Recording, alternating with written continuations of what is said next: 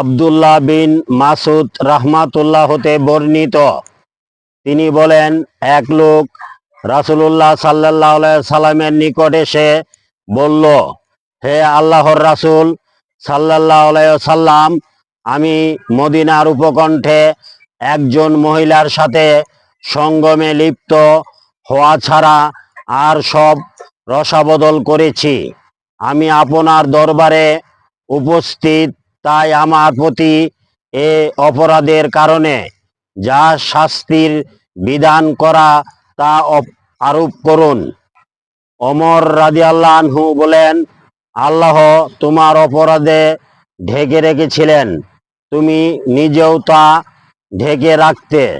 আব্দুল্লাহ রাহমাতুল্লাহ বলেন, নবী করিম সাল্লাল্লাহু আলাইহি সাল্লাম তার কথার কোনো উত্তর দিলেন না, তাই লোকটি উঠে চলে যেতে লাগলো। এরপর নবী করিম সাল্লাল্লাহু আলাইহি সাল্লাম তার পিছনে লোক পাঠিয়ে তাকে ডেকে আনলেন, তার সামনে আয়াত পাঠ করলেন, অর্থ সালাত কায়েম করো, দিনে দুয়া অংশ, রাতের কিছু অংশে, নিশ্চয় নেক কাজ বদ কাজকে দূর করে দেয়।